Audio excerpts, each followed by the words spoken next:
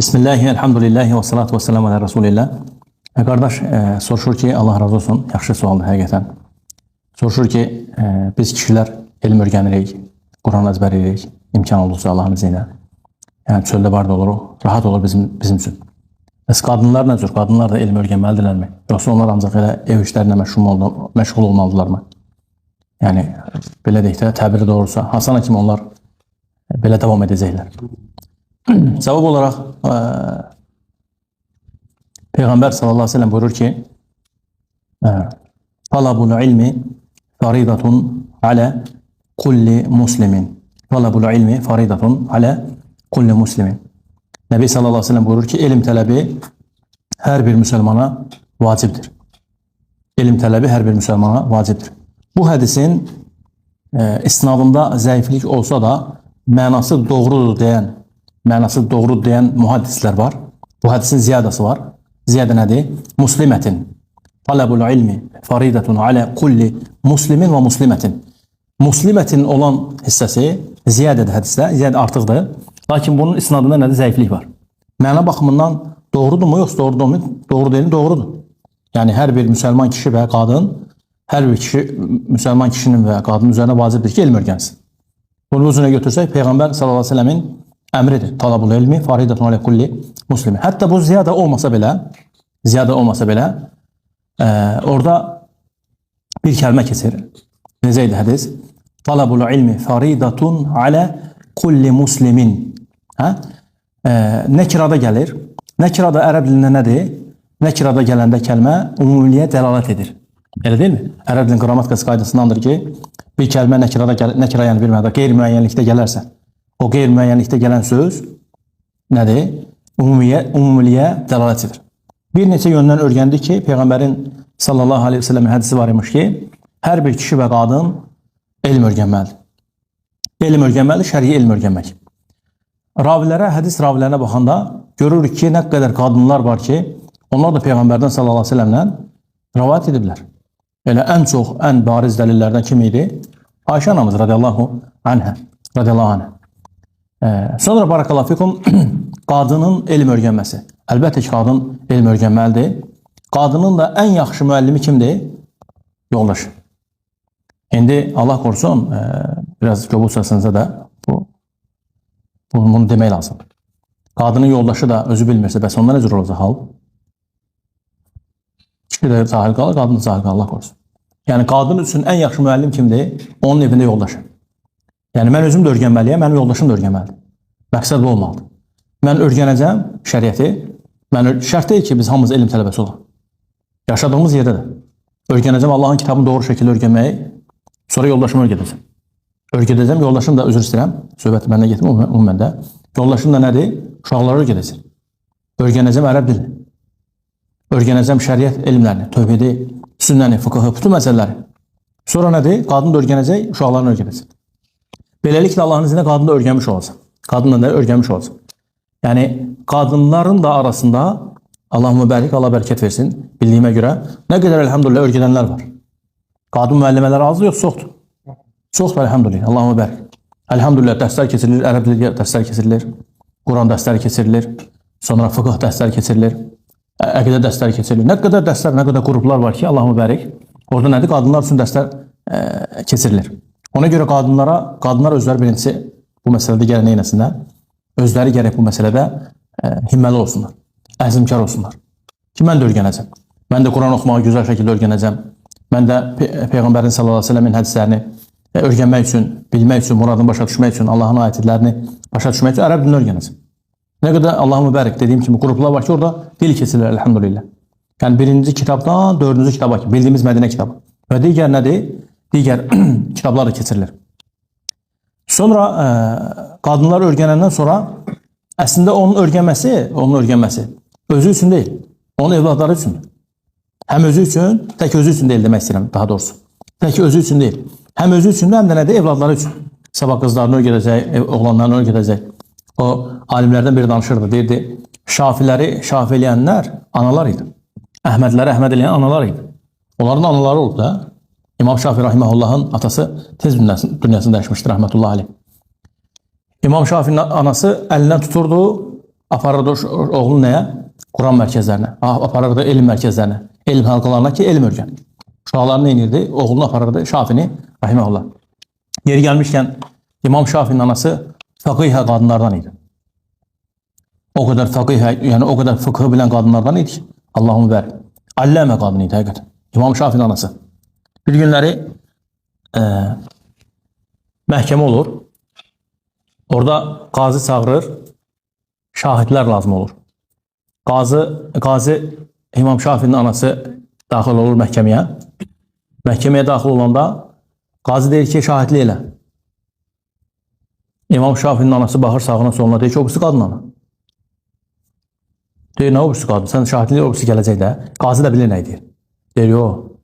Deyir, Allah demir mi ki, subhanahu teala, bir kişi olmasa 2 dənə qadın.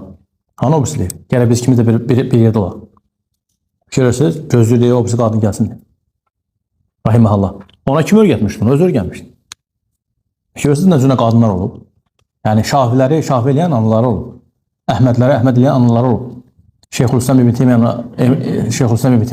Teymiyyəni rahiməhullah Şeyxülislam eləyən anaları olub. Ona görə qadın da gərək niyyətini düzəlsin evdə. Desin ki, bəli, yemək də pişirəcəm, yoldaşımın da özür istəyəm, haqlarını ödəyəcəm, evlatlarımın da haqqını ödəyəcəm, ev işlərimi də görəcəm, elm də öyrənəcəm. Vaxt tapan kimi. Mücarrad 5 dəqiqə, 10 dəqiqə elm öyrənsin. Onsuz da başqa şeylərə vaxt tapılır da, düzdür? Başqa şeylərə çox vaxt tapılır. Bu telefonlardan çox Allah qorusun. Yəni, mən demirəm telefonla da olmasın. İndi hər bir şeyin öz yeri var. Hər şeyin öz yeri var. Amma ki, nə olsun? Elm öyrənmək. Bunun üçün də ən yaxşı yol nədir? Bunun üçün ən yaxşı yol, mən sizə bir tariq deyəcəm Allah'ın izi ilə. Yol deyəcəm. Hansı ki, bu yolu təcrübə əhlindən eşitmişəm. Təcrübə əhli özü danışıb. Şeyx Məşhur Həfizəhullah deyir ki, mən deyir, ailə qurdum deyir. Təzə ailə qurdum. Və Allah ona orada ilham edib, elhamdülillah. Şeyx özü deyir ki, Allah deyir, burada mənə rəhm elədi deyir. Bu fikir mənim ağlıma gəlməsəydi deyir, mən deyir, aləmlə ayrılacağım deyir. Şeyx Məşhur o alimlərdəndir ki, gəncliyindən bu günə kimi Allah şeyxinin ömrünə bərəkət versin. Onun ən az oxumaq saatı, gündə ən az oxumaq saatı nədir? 10 saatdan çoxdur. Ən azı 10 saat. 15-16 saat arası oxuyur hər gün məktəbəsindən çıxma, kitabxanasından. Şeyx deyir ki, ailə quranda özünü tanıyır da. Fikirləşdim ki, bu cür nə olsa, mən bütün günü məktəbədə olacam, kitabxanada. Bu qadın deyir, bir gün dilə gələcək. Qadınlar da bu məsələdə həssas olur, elə deyil mi? Sən nə qədər kitabxanada olsun, heç bizə vaxt ayırmırsan. Şeytan da biraz vəsvəsə edir başqa yerlərdən. Aləm qarşı bir-birini Allah qorusun. Şeyx deyir ki, mən deyir, fikirləşdim ki, bu qadını da deyir, elm öyrənməyə deyir, yönəldim deyir. Necə elm yaxşı? Evdən çıxanda deyir, bir günlər deyir, harasa bir işin dalınca gedirdim deyir. Özü danışıb bu məclisdən birində, Həfizəhullah danışırdı. Deyir, evdən çıxanda dedim ki, bu kitabı götürün, zəhmət olmasa. Burada 16-cı səhifədən 21-ci səhifəyə kimi bir məsələ var. Bir də onu tapa bilərsən mənim üçün. Xahiş edirəm. Yoldaşına.